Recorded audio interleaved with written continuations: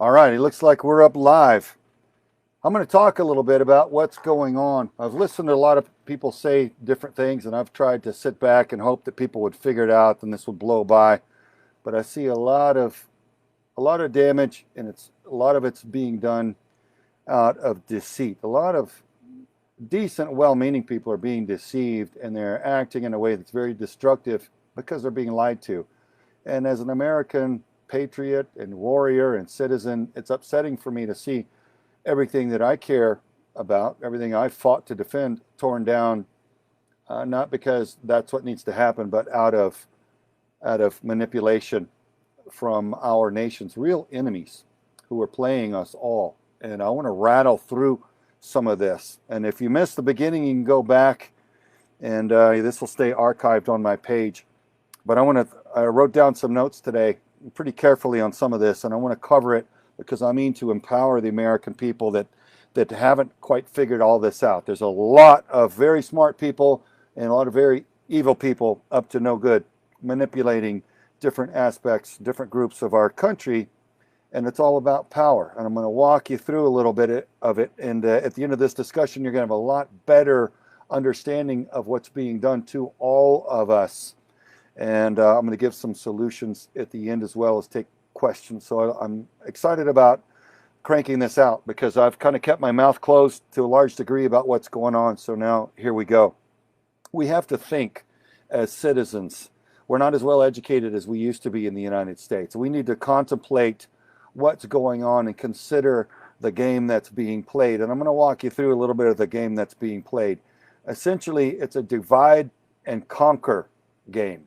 And it's being done by people who want global power, and they also want power over our United States and over all of us. And I'm talking about complete tyrannical power. I don't mean they want to be president or vice president. I mean they want to be like a king or a dictator and set up a system so tyrannical and so hostile that none of us will ever be able to grow wealthy or powerful ever again to challenge them.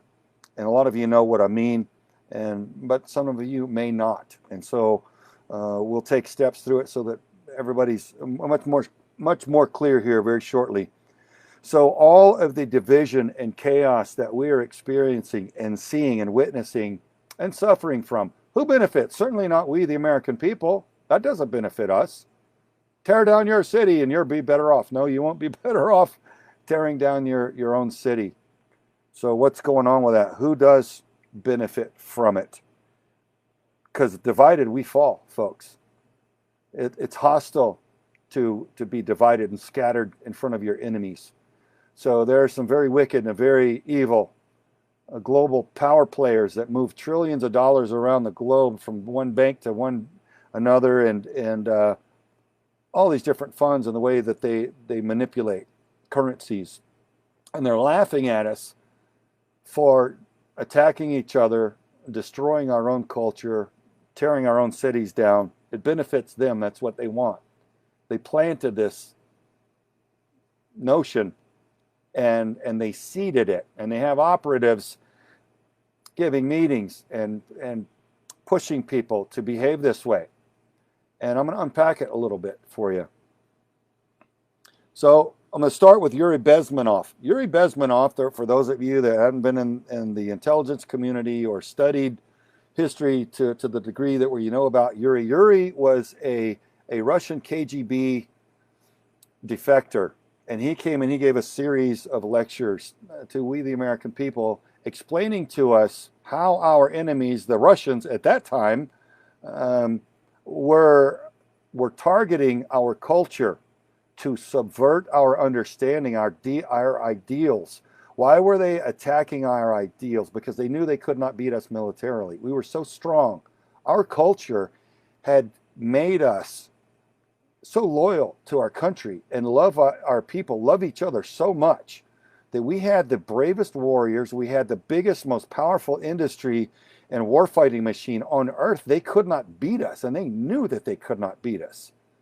Well, how could they overthrow the United States? They could only undermine us from within by undermining our culture, that which made us so utterly strong and invincible.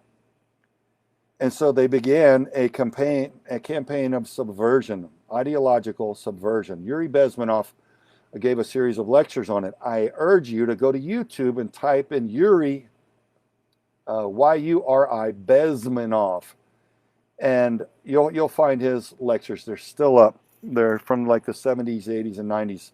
I know people that knew Yuri personally, studied under him, and learned from him extensively. He was the real deal. He knew his stuff. His lectures are absolutely, it sounds like he could have given them yesterday, although it was decades ago now, because what's happening to us right now was planned and is part of a long-term strategy. And we're just now seeing major results, major ramifications of the damage that's been done to our culture by our enemies over the last several generations. So what is it about our culture that made us so awesome and undefeatable? Well, essentially, it goes back to our founding fathers. They wanted we, the people, to be in charge of our country, which doesn't work that way anywhere else on earth. Yeah, they'll have a type of democracy, a type of voting system, but really the royalty rule. And there's a ruling class. They have class systems everywhere else. And nowhere else was it ever to where the people actually elected their own officials, and their officials came from the working class society and served for several years in government and went back and served as a normal citizen, so that the people really got good representation. It was a beautiful experiment, and it was a daring one. And the system of global power abhors a vacuum. Man, the global elite could not stand the fact that the Americans could enjoy the level of freedom and liberty and not have that boot of oppression on us like existed in the rest of the world. So the British came, tried to put us back under their boot, and we sent them packing. We shot them off of our shores, and that was a pretty good thing. And so we wrote a constitution that shores up our beliefs, and it was just fantastic. So we've been fighting for that freedom and liberty, both overtly and covertly, ever since. And this ideological subversion is something that has been going on increasingly since the Second World War. It's been very, very ugly and very systematic, and they are permeating every aspect of our society, and they're winning. It's working. So many of the things that made us strong have been eliminated through their tactics against us, like political correctness, things like that. Those are all weapons and tools of ideological subversion. They work them in through our academic systems and through our media, through our entertainment systems, and condition us to accept it, and then stop saying what we mean and stop calling things what they really are, and begin to accept things and promote things that don't work and are something less than, and call it something better than what it really is. It's a real long and nasty process, but they've been able to accomplish it because generally the American citizen has not been wanted to be bothered with it, and we think, oh, our government will fight that and we'll beat it. Well, sadly, a lot of our government officials have fallen victims to this, and now a lot of the people that should be serving us and our own government have actually fallen into the big government role outlook of our enemies, and they're actually working against us. We've got a lot of domestic enemies now in our federal government, and that's what a lot of the people are calling the deep state. It just means a typical bureaucrat that's been in our government too long, that's corrupt, and they're benefiting wildly through power and money the way that it is, which is not good for you and me, the American citizen. Nope. We're getting it stuffed to us. We're getting ripped off big time. So it doesn't benefit us. It benefits the crooks. That's why people can go into government service broke and come out rich. It's not supposed to work that way. They're supposed to do a short time, come back out. So anyway, let's go into so the Judeo-Christian values, man. Honesty, do unto others as you would have them do unto you. The moral decency, things that are in the Bible. And it's not about being, some sort of priest or saint. It's just the Judeo principles that are in the Bible. If you live under those rules, basic guidelines for society, you don't have, then you're not a street walking crack addict. You're not in prison for being a liar and a thief and a murderer. And It's basic things on human nature and what leads to a happy and productive society. And we were working under that, and it was fantastic. So that's what the Russians and now all of our enemies are using as the Russians' playbook after World War II of ideological subversion to attack our core values and our culture that has made us so strong. So that's what we're experiencing right now, is an outright attack on our culture that's made us so strong. And it all boils down to basic Judeo-Christian values and moral decency. If you're honest and you're hardworking and you're more productive and you treat your neighbor the way you wanted to be treated, then there's more respect and appreciation and unity, and there's a society that grows very, very, very strong, right? So that's a problem for our enemies, and that's what we have. That's a value that we have to protect now, and I'll get to that at the end. So let's go to the CIA. Look, I've worked inside of the CIA, not as a case officer or intelligence agent, but I've protected some of their people and moved them around, and as a contractor in the war zones. So I met a lot of great people. There's a lot of Christians in the CIA. There's a lot of white hat patriots in the CIA. But we all know, just from factual evidence, that there are a lot of deep state subversives now, and parts of the CIA have been diverted and, quite frankly, just gotten completely off the map of anything that's acceptable or patriotic or in the best interest of the American citizens. And so I want to talk a little bit about how that's happened and where we are with it and what we need to do about it. But their Mockingbird program and operation to infiltrate our news media. Do we have CIA agents in our news media right now feeding us false information? Yes, we have that. Why do we have that? Still, why do we have that? I don't know. I'm not inside. I don't have the clearance right now. I'm not in the meetings to tell you why we still have CIA inside of our mainstream news media. But they're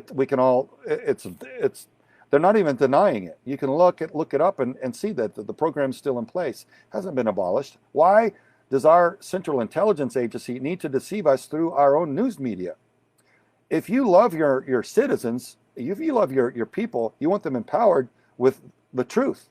Knowledge is power. So if our CIA was looking after the American people's best interest, and they were inside of our news media would giving us the factual information of what's happening daily that we need to know to look after our own best interest and make our country strong. But that's not what's happening right now. We can all see what's going on with our mainstream news media. They're preaching nothing but doom and gloom and division. They're not unifying us. They're not empowering us. They're talking about garbage topics, and they're not covering anything that's meaningful or helping us anymore. It's gotten absolutely terrible, and everybody's talking about it out there. When you're not suppressed on social media, which it's another part of it. We'll get to that. So there's only 4 entities that own all of the major news networks now. And if you look at who own and run those 4 entities, what are their political outlooks? Well, they're all Marxist globalist outlook. That's what they think needs to happen.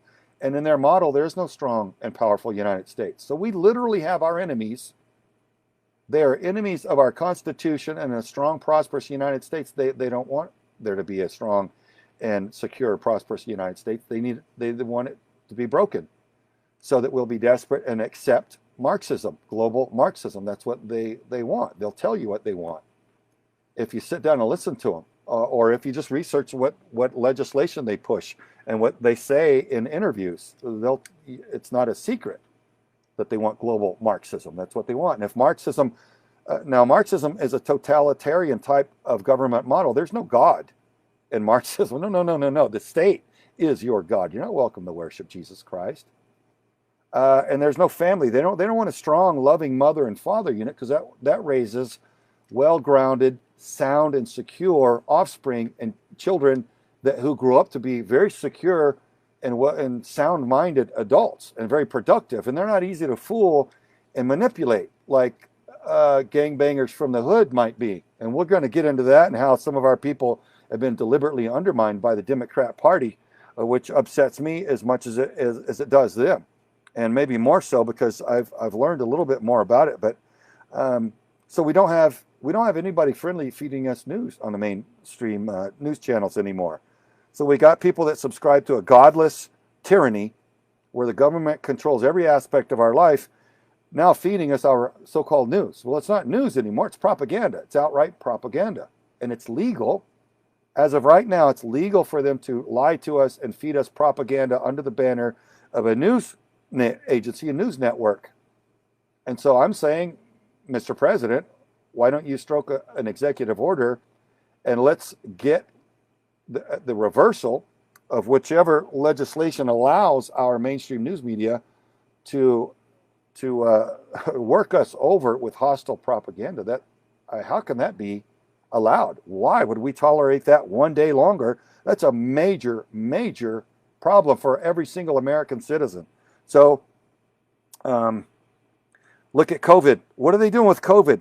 Are they telling you stick together, keep the faith, this too shall pass, there's a sunlight at the end of the tunnel, you know, keep that American resolve and can do? No, they're not. It's the opposite, isn't it? Especially like Fox News has a little bit of, they got Tucker Carlson and Hannity and some people that are patriotic that are still telling you the truth, or at least a lot of the truth, a lot more than anyone else. But if you go to the left side of the aisle, man, it's all doom and gloom.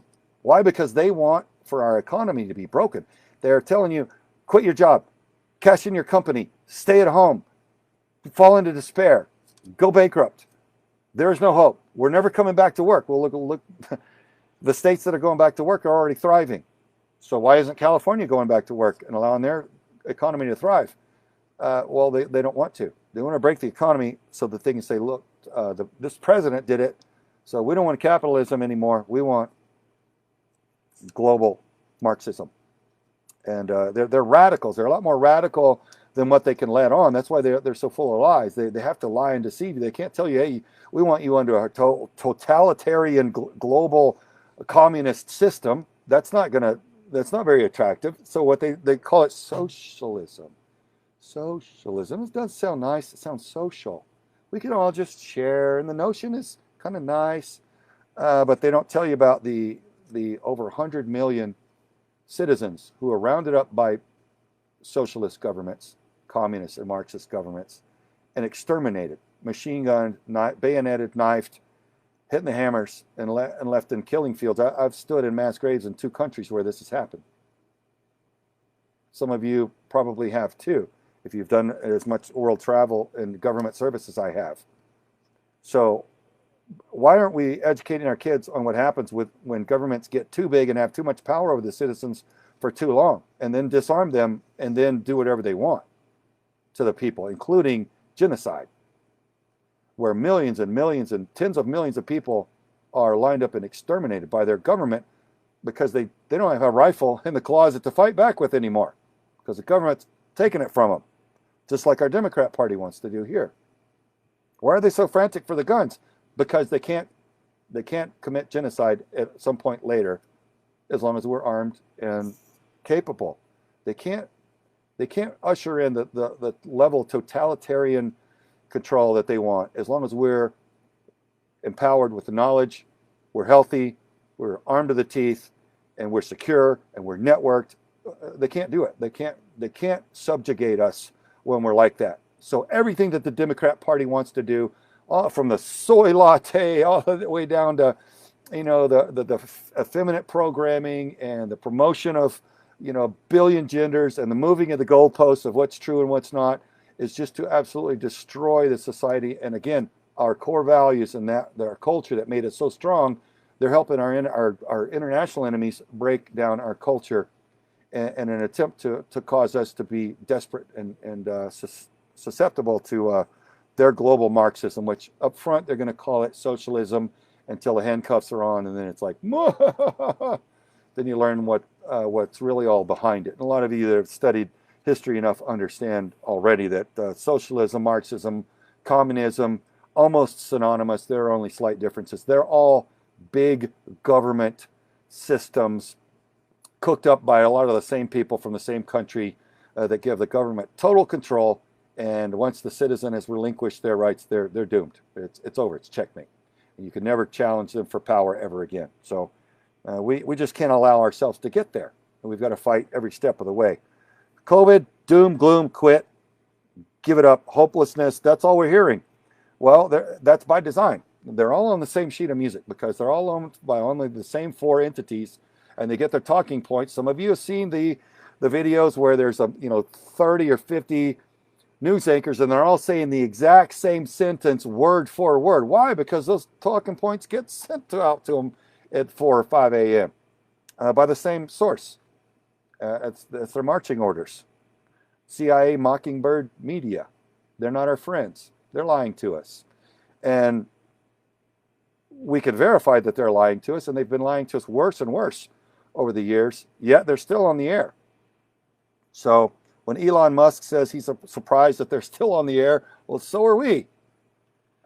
So I would say turn them off is one good solution.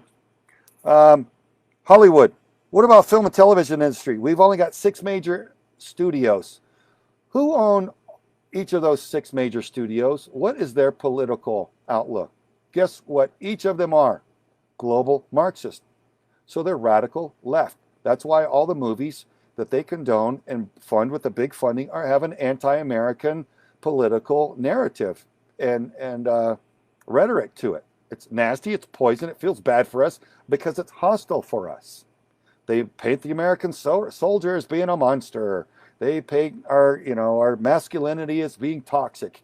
It doesn't feel good because it's a lie. It comes from a demonic and dark, very dark place. All of those 6 major studios, and we've allowed them to have a monopoly over us, and they enjoy a lot of manipulation from the CIA too. There's a lot of CIA in our film and television and our music industry, and they have got their hands in everything, hands in all of it. Local politics is not just a foreign intelligence service where we're gaining intelligence on our international enemies and try to safeguard our homeland. That's what I grew up thinking. And in the last decade, I've learned that, man, no, they operate here extensively, and they've got their hands in everything. A lot of it's so corrupt and dark, and it needs to be fixed. It needs to be fixed, and it needs to be fixed from the top down in a big way, big, bold, absolute bold, shakedown kind of way. And if any agency is not serving its chartered mission that it was stood up and funded in good faith by the American citizens to serve our best interest, then that agency needs to be either stood down and scattered to the 4 winds, or it needs to undergo an extensive, legitimate, honest overhaul with good, patriotic, very intelligent, and capable people, replacing all the key leadership positions and restructure and regain the culture to one that's more legitimate and productive, and that everybody's proud of it. That doesn't. It's not sinister and dark and evil, and that everybody that serves in the CIA can once again be proud of and instead of ashamed of. So, music industry, boy, they make and break music stars. I've seen music stars win umpteen awards in a night, and all the others are looking at each other like, why is she up there again? She's just a little girl and her music's bad. And she's dancing in front of, sculptures of Satan, and it's just weird. And you're like, well, what's going on with it? What's wrong with it? Well, it's all orchestrated. They're messaging, and they're celebrating, and they're lifting up people. They're making stars that they want, and so there's a reason some of them win, award after award after award, and all the ones with better music are looking at each other like, she's won the last 10 or 15 awards in a row. Who's behind this? Well, the CIA's behind it.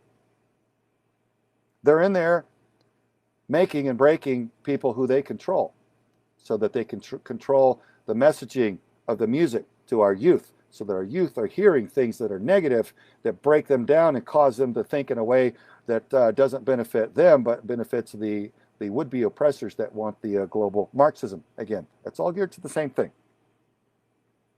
So after, I talked to some people in the CIA, and I'm like, how does this happen that they're doing, so many things that are off of the original path? And one of my friends said, Craig, after World War II, some of the early CIA programs were exploratory in nature. A lot of MK Ultra mind control programs that we got from the Germans, the Monarch program, And that was, we were trying to figure out as a nation, how people's minds work, and a way to gain leverage on our international enemies, mainly the Russians at that time.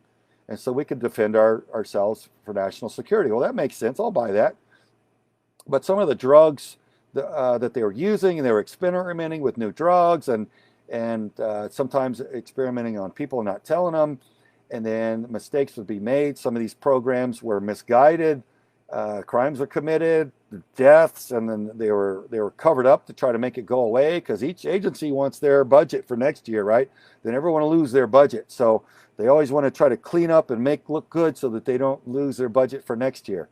And so then they start off telling maybe a white lie in good faith for national security at first, but then decades later, I'll just say that if you're murdering witnesses who expose Alfred Kinsey's false studies about child rape because he was a sick man and his studies were false, if you're murdering witnesses that expose him, you're on the wrong side. You've found yourself all the way down into a satanic, demonic goat trail that you probably never intended when you swore your oath to enter that agency. And there's just been a lot of stuff going on. When you see all these people dying around the Clinton Foundation and the Clinton family, and whether it's a dirty drunk ex-cop that's doing it, or somebody from an agency, or just mobsters or gangbangers, it's just bad. I mean, you're killing the people that are trying to bring truth and bring correction to make life better for all American citizens. So I would ask any of you that have found yourself in an evil place, just kind of catch yourself, look in the mirror and say, what are you doing? What am I doing? This is not what I signed up for 10, 20, 30, 40 years ago. What am I doing? Murdering a witness that's a good person? For who? A scumbag? To keep the scumbag going because they're selling more children, or they're selling more dope or international arms to our terrorist enemies? For what? How does that help the American citizen? How far off of the map of anything that is morally or legally or ethically acceptable have you gotten, some of you? Shame on you. Shame on you all.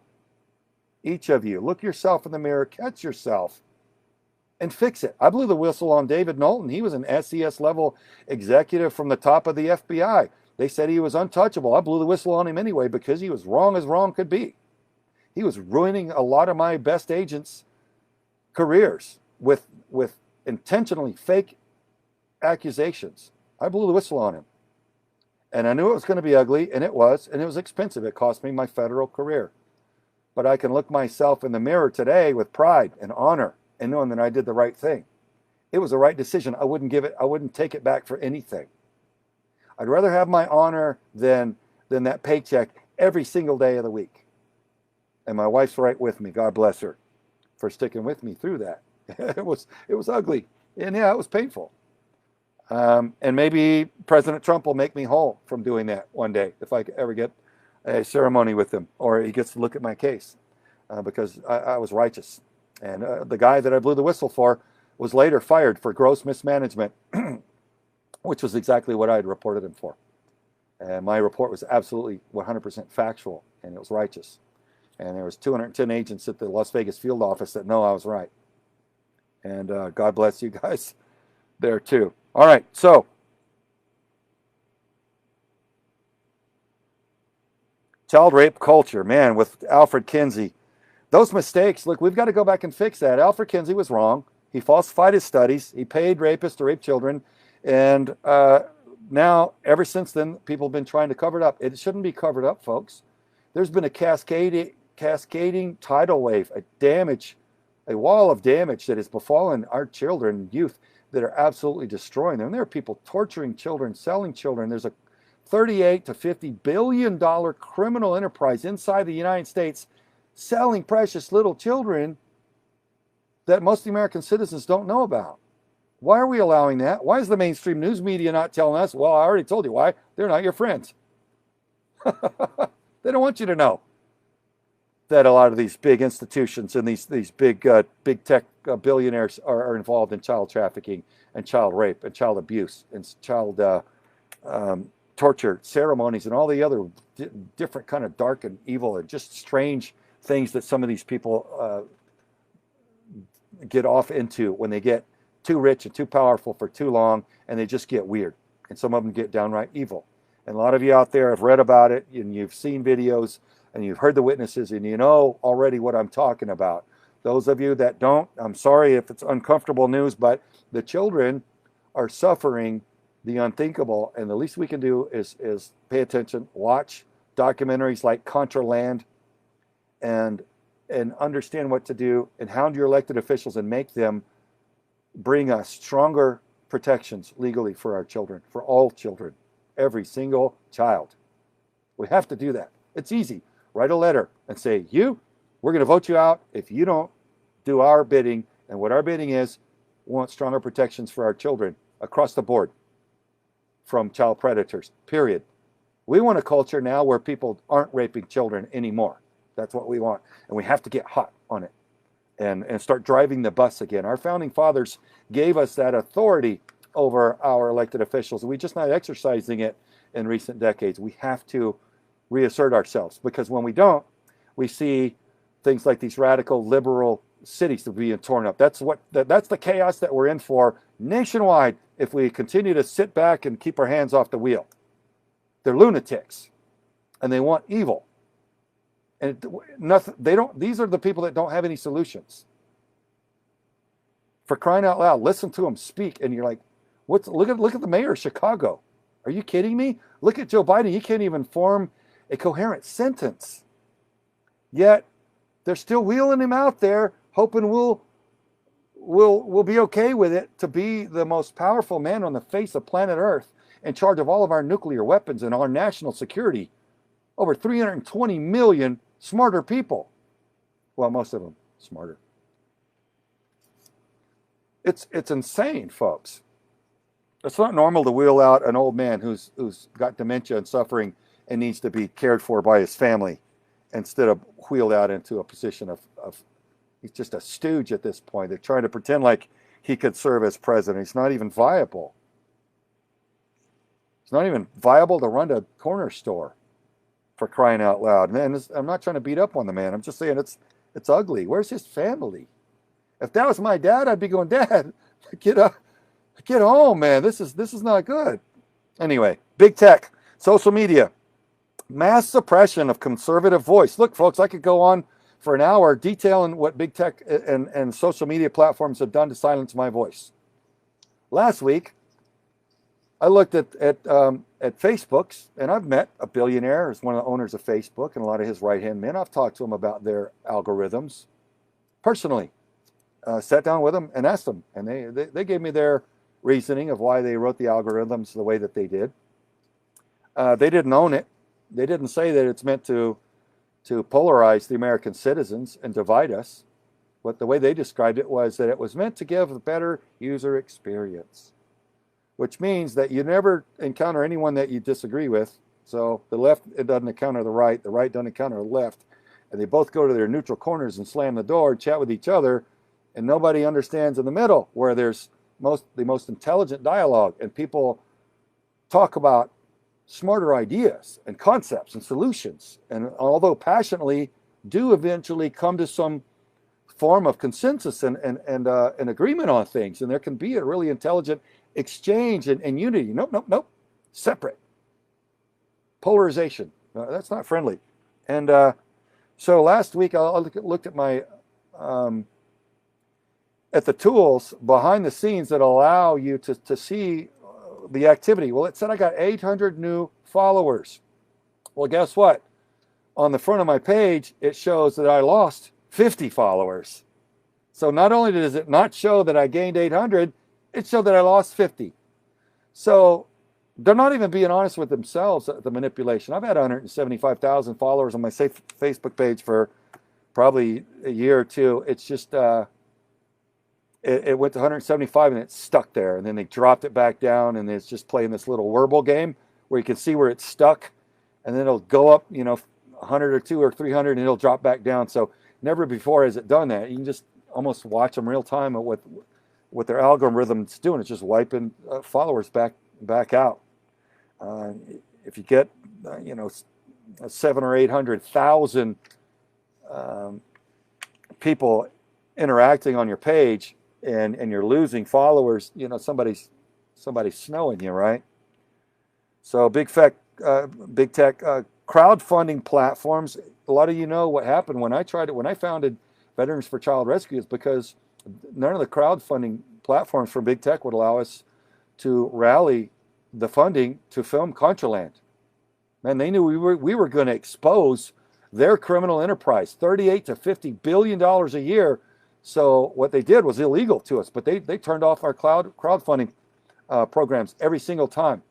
You Caring, GoFundMe, PayPal tried to seize money, and the only reason we got our money back from PayPal is we did a social media #PedoPal campaign, and thousands of people began deleting their PayPal accounts and announcing it on Twitter, and finally the next day, and they never did talk to me, they never did email or respond, but PayPal said, "Oh, they were our funds to begin with. Oh, they're free. You can exchange them now."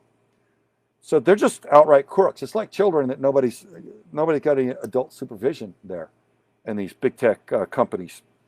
So let's look at George Floyd. When I saw the video of that cop kneeling on his neck and the guy saying, "You're killing him. Get off of him. You're killing him." I was so outraged. I was like, I don't know what I would do if I were standing there. I felt like I would have just charged that cop and tackled him off of the guy and said, "You're literally killing him, or you're not paying attention." But the way that cop would just looked into the camera and shrugged, so, and knelt on him, it's not natural. That's not a rookie cop. That's not there's nothing normal about that. And so as a producer, having worked in the film and television realm a little bit as well, and I'm not talking about I'm some big producer in movies. I'm talking about I've done reality television, mainly around firearms and Second Amendment type content. But I still have to put this stuff together. There's still always usually the story and things like that. And I've helped write some movie scripts.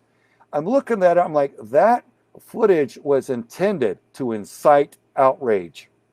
That cop would not have sat there and just stared into that camera and knelt on that man's neck and murdered him like that if there was not some sort of intent to incite national outrage.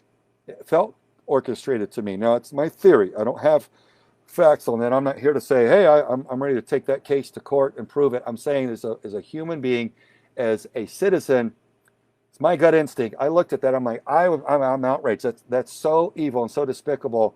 So what's behind that? Well, the next thing I know, people of all kinds are tearing down their own cities and burning the place and acting like idiots and animals.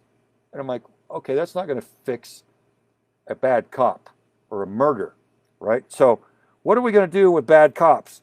Well, what do you do when any system has bad people? You go and you strengthen the standards. You go through with a filter and you weed out the bad players, and you improve the quality of the training, and you raise the standards of performance, right? So you need to pay them well. You need to treat them well. You need to train and recruit them well. And you need to police them well from the inside and keep the strong, high-performing police officers at the fore, and simply punish the ones. And if it's a bad cop, if he's crooked, if he's dirty, if he's committing crimes, then you need to prosecute him like you would anyone else, maybe more so because he's ruining the public trust by abusing the badge and gun. But you certainly don't throw the baby out with the bathwater and turn on all of the good, patriotic, and heroic cops who are the overwhelming majority out there that have protected and served us all for our entire lifetimes.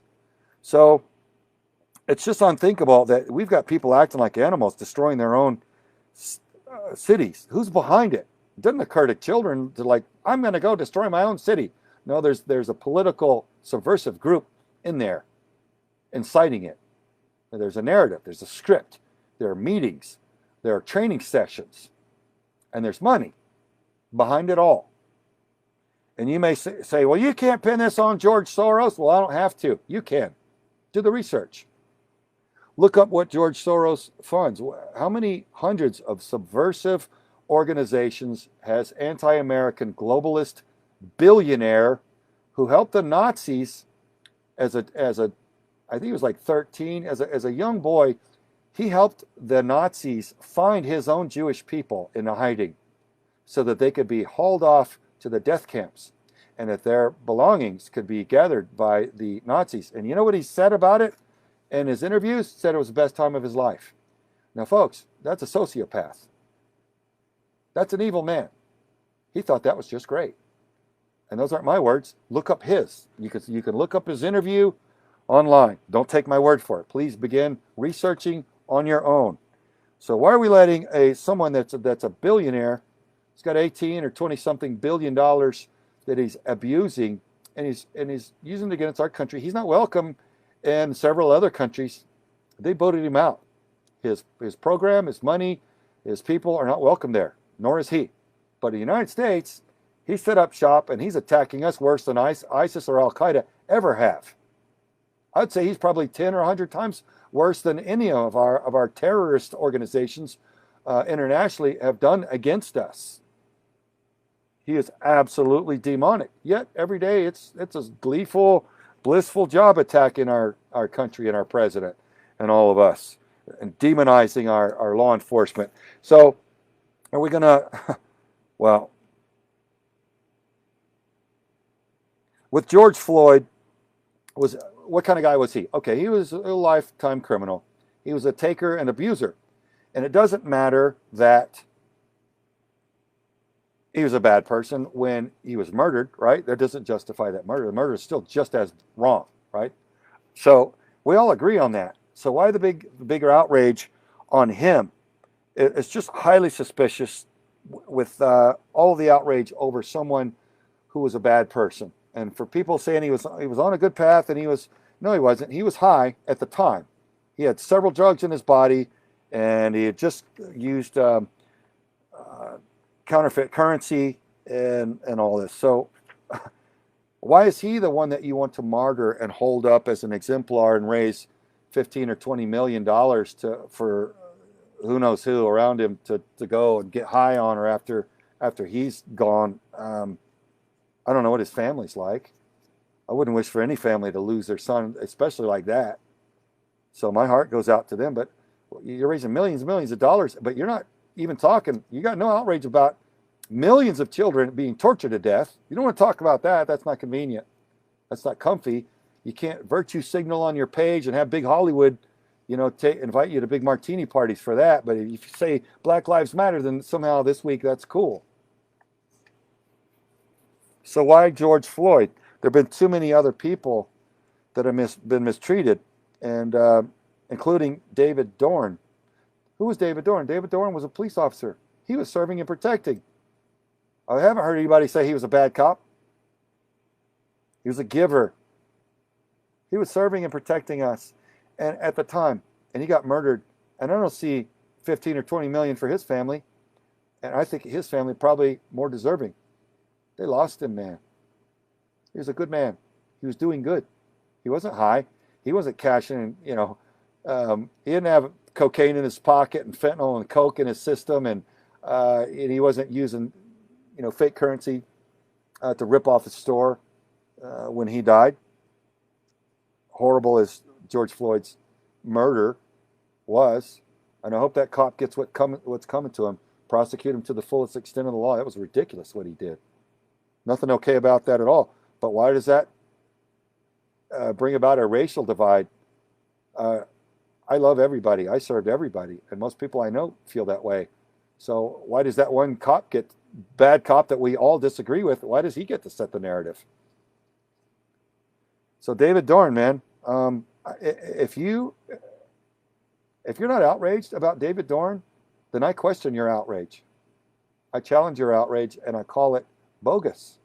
Your outrage is bought. You're not after justice for George Floyd. You're after free Rolexes, and you're after virtue signaling. You're after yourself. Because David Dorn's family is without. He lost his life and he was doing good. And so why the disparity between those two murdered black Americans? Because it doesn't make sense to me. And I'm not buying it as it's sold to me in the fake mainstream news media. It's a fake issue with puppet masters behind it. Global evil puppet masters. So it was a bad response to begin burning our cities. That was the wrong answer. What we should have done is go after elected officials and say, hey, we demand stronger screening and stronger training and higher standards for our law enforcement. That's the right answer, so that they can do a better job. And but that's not what's done. Why? Because it wasn't patriotic Americans that came up with that solution of, oh, let's trash the place. It was, again, our globalist enemies behind it. The same subversives funding all of it. So there's no positive change coming from that. It's just destruction.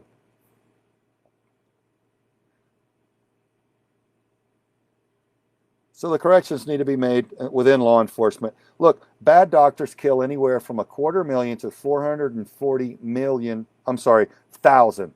250,000 to 440,000 people annually with malpractice. That's a lot of people. That's certainly a lot more people than any law enforcement have killed. I mean, that's a lot more than die in our military wars. But are we going to defund healthcare? Are we going to defund hospitals next week? Because by this behavior and this thought process, wow, there's a bad cop, he created a horrible murder that we all hate and we all disagree with 100%. Okay, let's trash our country and defund police everywhere. That's an idiotic response. So 250,000 to 440,000 wrongful deaths through malpractice, medical malpractice annually. Are we going to defund doctors now?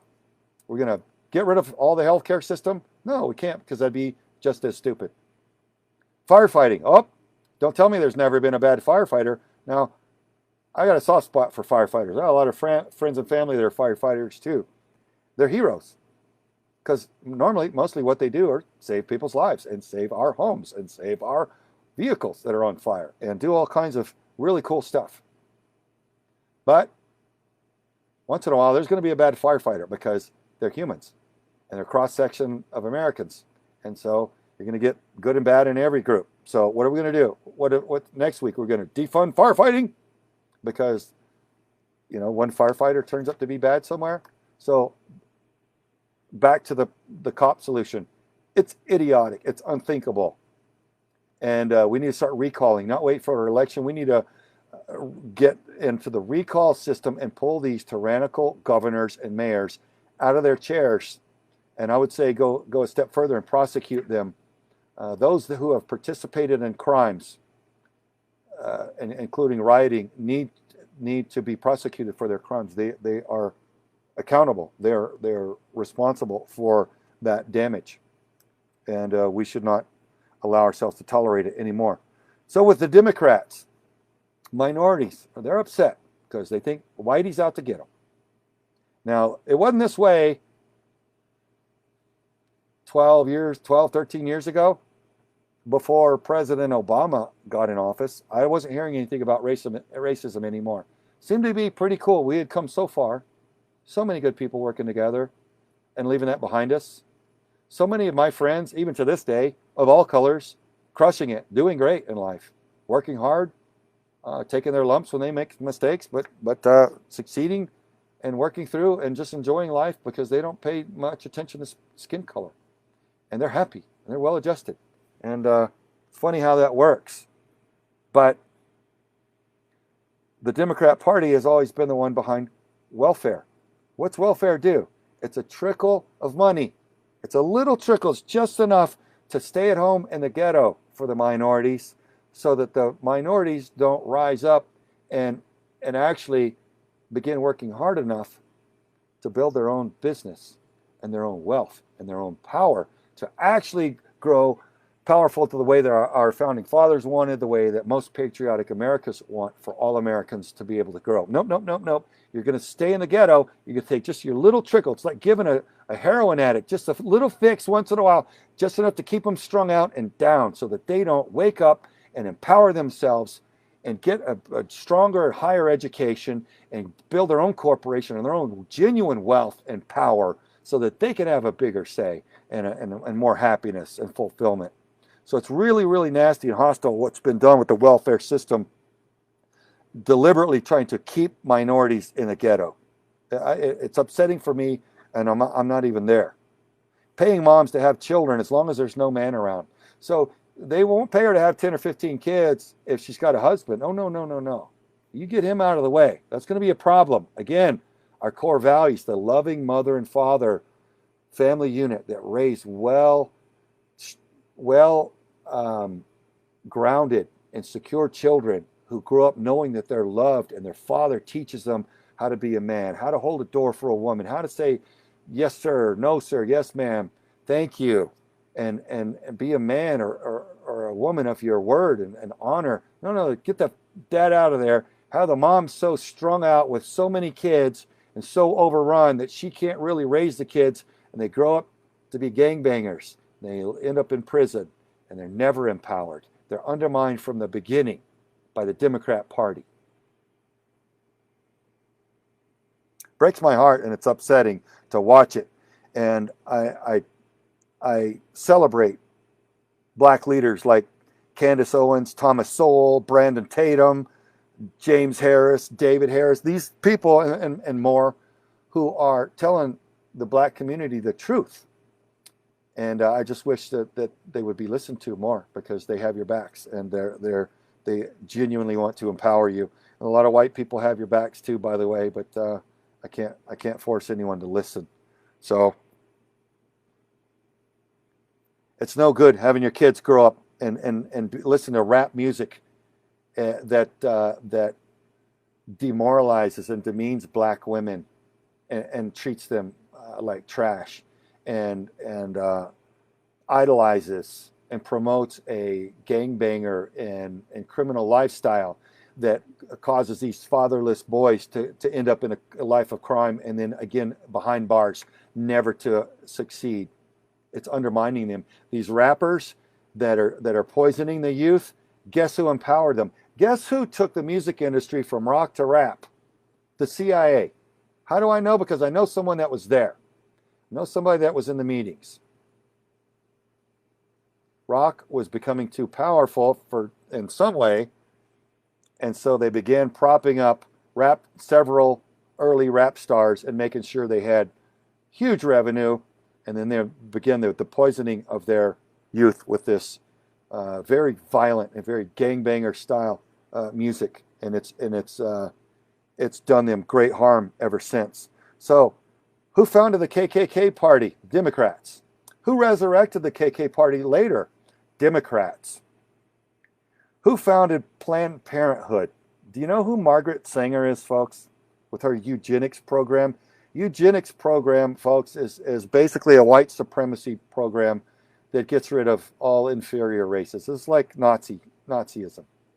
It's like Hitler's Aryan program. Margaret Sanger founded Planned Parenthood. Folks, there's a reason Planned Parenthood planted their clinics in black neighborhoods to eradicate your offspring. They're a hostile entity who set up child murder clinics in your neighborhoods to eradicate your offspring. If you don't realize that the Democrats are hostile by now, bringing Planned Parenthood into your neighborhood with Margaret Sanger founded eugenics behind it to ensure that your offspring are all murdered in the womb and never even are raised, then you're not paying attention. The Democrats are doing that to you. They've done the KKK to you, Planned Parenthood, and Margaret Sanger's eugenics white supremacy program against you. They've brought the rap music, they've brought the welfare and the ghettos, all to keep you down. Why don't you know that? I'll tell you what. Candace Owens will tell you that. Thomas Sowell will explain it to you. Brandon Tatum will expand it to you. James Harris, David Harris, they'll tell you the truth. Don't take it from me. Just assume I'm some dude that's because my skin's color, I've got to be racist or something. Like the mainstream news media tells you all day, every day, that we all have to hate each other, right? Don't be united and strong and hard for our enemies to overcome. Don't love me as I love you. No, no, no. Stay separated. That's what they preach. But sadly, it's working because all of our educational system is saturated with this filth now, and they're poisoning our youth with the same stuff.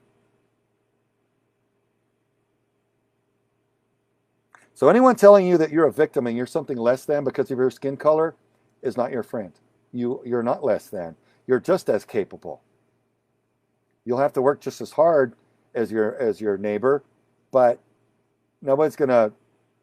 In this country at this time and age, it's not going to be impossible for you to go make your mark because of your skin color. I've got too many friends of all different kind of skin colors, and many of them are crushing it in all kinds of different career fields. So anyone that's telling you you can't, look, I don't tell my kids they can't. I tell my kids you can. You have to be willing to work for it. But if you're willing to do all of the work and make it happen, you can do anything you want. And I'm telling that to any of you, no matter what your skin color is. If you love somebody, you want them empowered. You want them to know that they can. You don't tell them that they can't and that, oh, you need me, the race pimp. I got to do this for you because you're too dumb and you can't without me. I got millions of dollars. I owe millions of dollars to the IRS. I'm not made to pay because I'm a race pimp and I got special privileges. That's not your friend, folks. Your friend is someone that's going to tell you, look you in the eye and go, you can do it. Work hard, go for your dreams and watch it happen. Don't accept no for an answer. Do a fantastic job. Give them no excuse to say no. And get up again the next day and do the same and you'll rise above. That's the truth. And then when you love somebody, you want them to know the truth.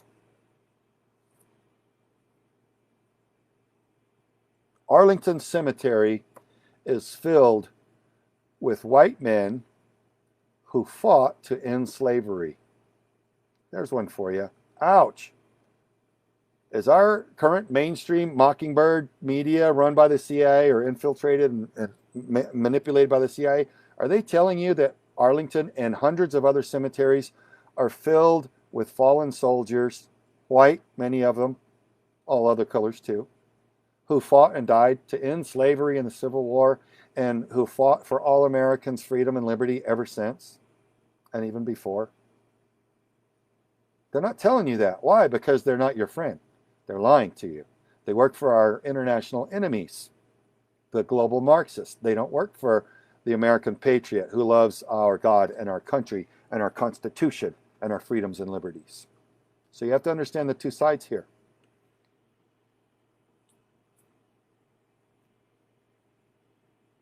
God bless everybody that's fought for our freedom. Black, white, any other color. Male, female. It's fantastic. So we got the radical left demonizing our military, our law enforcement, I guess our firefighters and our healthcare now too. Who knows where it stops? It's just radical. It's just gone so far. It's so crazy. People are so insane and they're evil. So there are a lot of people saying there's a big difference between Black Lives Matter and Antifa. I'm telling you, there's not. Guess who they're funded by? They're both funded by the same globalist, Marxist billionaire or billionaires. So it's not that Black Lives Matter is peaceful and Antifa is violent. They're both violent. They're both violent. And why do you need a Black Lives Matter when we all instinctively and morally understand that you're darn right Black Lives Matter? Absolutely. I fought and died for, I didn't die. I fought and sacrificed for black people the same as every other color. And they matter to me. And all my friends, no matter what color, matter to me. So why do you need a radical hate group run by race pimps and fed money to cause division and spin black people up and say that you can't and that you're less than and that you'll never have a chance? When if you look around, you skin the horizon, you see black people thriving all around you. A lot of we just had a black president. A lot of the biggest sports champions and corporate executives and television stars and racing champions and on and on and on. Black people everywhere, crushing it. So the race pimp really has to corner you and talk a lot to get you beat down and steal your momentum and your drive and your belief in yourself. And it's, even for me as a, you know, a Caucasian, it's upsetting for me because I don't want any Americans to be deceived and beat down. So how do we counter it? Here's the end of my speech, folks. How do we counter it? Well, number one, we enforce our laws. Just like rotten little Johnny in the grocery store. You got a mom and maybe she's not a good person, or maybe she's just a bad mom. And little Johnny, she doesn't do anything to discipline or correct him, and he's growing up to be a little monster. Maybe he's 3 or 4 or 5 years old, and he's like, and he's breaking jars of pickles, and he's like, he's just a little destructive monster, just like what you see in our cities now, rioting and looting our cities. He's one of them, and he's just like, and you know, he doesn't go to Sunday school, or he doesn't have a mommy and daddy sitting him down and teaching him how to be good. He's just a little monster, right? Like, and she's not doing anything about it. Well, that's like a little subversive, man. She hasn't enforced the rules in her household, and she's created a little demon. Well, legally, our law enforcement have to enforce our laws, and they have to be backed up by our political system. So when our DOJ is not arresting and prosecuting our biggest traitors and subversives and criminals, even after their failed coup against our president, in which they got caught red-handed, when they're still on the loose, it's going to get worse. And that's what we're seeing. Everything we're seeing is kind of a symptom of our lack of enforcement. Our soul is sick from a lack of enforcement in this country.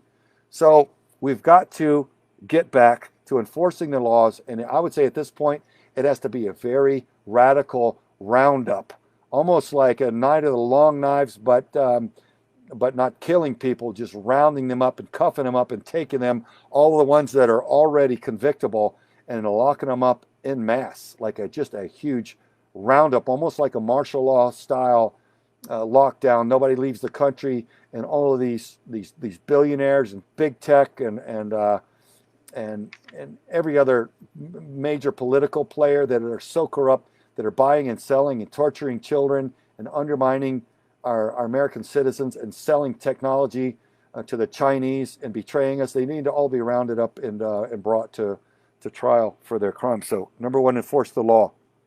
That's how we fight back. That's how we counter this subversion, this cultural attack, and this insurgency against our United States that we're seeing the symptoms to now. So we need fire superiority legally. It's a gleeful party attacking our country and our president right now because nobody's firing back legally on him. As soon as Hillary or Obama or Soros or one of these people gets yanked out of their mansion and locked up, and the next day another one, or in the same night 2 or 3 or 10 or 50 or several thousand of them get rounded up, we're going to develop what I refer to in the SEAL team as fire superiority, and they're going to shut up. They're going to stop attacking him because they're going to be worried about their own survival because they know they're guilty. And we need to start prosecuting. And we need to do it accurately and fairly and give them due process, but it has to be done absolutely. We got to dominate, folks. So that's what we got to do. We got to get, like you heard President say, with our cities and our law enforcement, with our riot gear. You got to dominate. You can't half-heart that. You can't put your cops out there in riot gear and not let them maintain a safe distance and safe boundaries, and let these subversive groups and BLM and Antifa climb on him like little Johnny in the grocery store, pulling on their mask and grabbing their guns and stuff. That's not safe. You're setting your law enforcement up for failure. They don't deserve that. They didn't sign up for that. We got to treat them with more dignity and respect than that, and let them be more effective than that, because all you need to do is just untie their hands and let them defend themselves, and they'll do it quite effectively. So dominate. Defend our Constitution, folks, legally, all day, every day. Embrace the powerfully effective culture that our enemies are attacking. What is it that they're attacking? Our Judeo-Christian core values, our mother and father family unit, our hard work ethic, right? Our patriotism, our unity. Those are the things that our foreign enemies are attacking, and now our domestic enemies who work for our foreign enemies are attacking. They're attacking our core values to break us down and subjugate us under the global tyranny of Marxism, ultimately. So know the game, folks. That's what they're doing. Saul Alinsky tactics with lying and stealing, and just read up Saul Alinsky's Rules for Radicals. That's what the radical Democrats subscribe to. Hillary was a big fan of Saul Alinsky. Read what his rules of tactics were, and you'll realize what a demonic and scumbag he was. And that's what we're up against, folks. That's why they lie about everything. These people are sociopaths. So our healthy core values, regain that, embrace that, bolster it, safeguard that. Do unto others as you would have done unto you. It's biblical. Treat your neighbor the way you want to be treated, folks. Let's get back to that. Treat people with kindness. It's a good thing. You'll be glad you did. Let's all do it. Let's change the culture. Let's do that. I like doing that. Recover our patriotism and unity. Anybody kneeling through our flag, they're getting paid by Soros to do it. I guarantee you, Kaepernick didn't think that up on his own, folks. That's a political, subversive, public narrative. It's on national television. There are people orchestrating that kind of stuff. That dude's a scumbag. I'm sorry. I love a lot of black athletes, but when you start trying to divide our country with ridiculous, divisive political antics like that, I can sniff out where it comes from in a heartbeat. Colin Kaepernick works for George Soros. I said it right here. I guarantee it. It'll probably come out one day. I hope that it does. Learn the history of big government tyranny globally, folks. Pol Pot. Look at all the different Russian regimes. Look at China. Look at all of the genocide that's happened under big government tyranny in the last century, and just look at the genocide and the devastation, and look at what it is that our founding fathers wanted for us never to experience and endure here. And that's what we're trying to avoid. That's why we can't listen to them and let them have their way. Over 100 million citizens slaughtered through Marxism, socialism, communism in the last 100 years. We can't let it happen here. They want our firearms. We're not going to give it to them, ever. Pray. The clash between good and evil is at fever pitch. The battle for power over the United States and control over the United States is one between good and evil. I'm not saying President Trump is perfect. I'm saying he's acting in good faith. What he did to empower minorities and females in the United States is unprecedented. He had their empowerment statistics and job stats and opportunities higher than has ever existed in the entire history of this nation. That's why they brought COVID. That's why they brought the impeachment under fake accusations. That's why they belong in Gitmo, because they've been caught and exposed and red-handed. Factually, the evidence is there. And that's why they're telling you to riot and loot. And that's why they're never going to lift the restriction and the lockdown from COVID, because they want it to continue through the election, because they don't have a prayer. If you understand the truth and the factual reality, they're doomed. So all this mayhem and burning and fires and everything, they're desperate. They're getting down to the bottom of the barrel of their tactics of sort of last-ditch effort. Hail Mary pass. Let's throw COVID out there and see if that doesn't help us. So we need to get back to work, and we need to let our economy thrive. So pray, because at the core of it, it is spiritual in nature, the clash between good and evil, control over the United States. Trump wants the American people to have the control and power, and the globalist Marxists want for the government to be totalitarian dictatorship, where they dictate everything, including taking our property, taking our firearms, taking all of our freedoms and liberties, where they dictate everything. None of us will ever be able to rise to power and wealth ever again. Checkmate, finito, dark, doom, gloom, apocalypse. And so those of you that know history know why I say that, because I'm describing what's happened and Cambodia and China and Russia and other places under those types of government systems. So at the end, I'm going to end with this, folks. Evil has no color. It has no color. We are one. Stand together as one nation. Love your brother. Love your sister. We are Americans. We all want to live peacefully. We want freedom and liberty. We all want great health care. We all want great education. We want the same things. It's just that we're being lied to by a fake media and a fake Hollywood and a bunch of liberal, Marxist, globalist college professors that are poisoning our youth, and all of it being funded by George Soros and other globalist, Marxist, subversive with billions of dollars. We need to wake up, and we need to demand prosecution of them, and we need to replace radical, traitorous, treasonous, seditious leaders or failed leaders, elected officials. Get them out. Get honest, good people in there that will serve us in good faith. God bless you. That's the end of my spiel, and I'm done. I'll shut up now, and I'll try to answer some questions if I can get through some. That went an hour and 11 minutes, and long-winded, but I kind of had to let it out. Thanks for you that have listened, put up with me. It was from the heart. Everything that I've said, I was as factually accurate on as I can. If I misstepped or I misspoke, my apologies. That was not my intent. Let me know if there's anything. Hopefully not. And I'll write a correction. I don't want to mislead people. I want people to understand what's really happening. What's wrong with respecting your neighbor? What's wrong with loving your neighbor?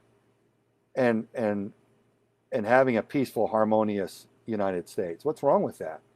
Why is the news media telling us that you have to hate me and I have to hate you? Why are they doing that? And why are we turning that channel on ever again for having done that to us? People are saying research. Yep. Blame research. Someone says blaming Soros for anything. Well, no. Do your research. If I'm understanding you correctly, you'll find out who's behind a lot of this stuff. It's not buried very deeply.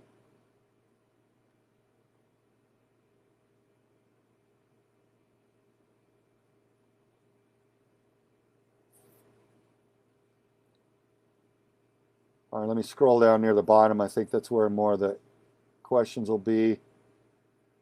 Okay, good. Thank you guys. Saying great intel, great job. It felt long-winded, but I just wanted to say those things. I'm not some big, saint or anything like that, but I do love people, and it's upsetting. The deceit is what really upsets me. I hate seeing American people lied to. There are a lot of jerks that are American citizens. I know some. And so it's not that I just, stars in my eyes and I just love everybody, but I genuinely love people. I think that's how we're supposed to be. And I fought for this nation. I fought for everybody, all types of people, even the jerks. And I don't like them seeing lied to on a wholesale basis by the system of deceit. That's evil. The Bible says Satan is the father of lies. And God's not about that. The truth is light, right? Darkness can't survive in the presence of light. There is no speed of darkness. Darkness is vanquished. Darkness does not exist. The instant light is engaged. The instant light is present, there is no darkness. What a beautiful thing. And I see that as Jesus Christ versus Satan. Jesus is light, Satan is darkness. Jesus has already won. We have to understand it and act accordingly and live according to those principles and have a better life. And even if you're not a Christian, you can at least practice some of those basic common sense things like treat people decently and tell the truth. It's going to lead to a better life. Do a good job. That's going to lead to a better job and a better existence, right? Keep your word. People are going to trust you and treat you better, and you're going to like yourself and like your life better, right? Those are basic principles that, heck, even if you're not a Christian, at least you could go, yeah, well, that makes sense. Let's do that.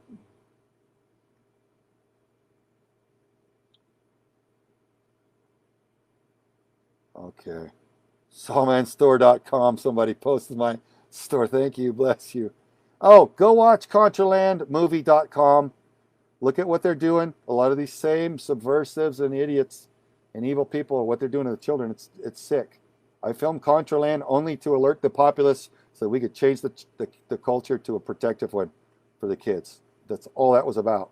And I'm proud of it. I think it came out pretty good.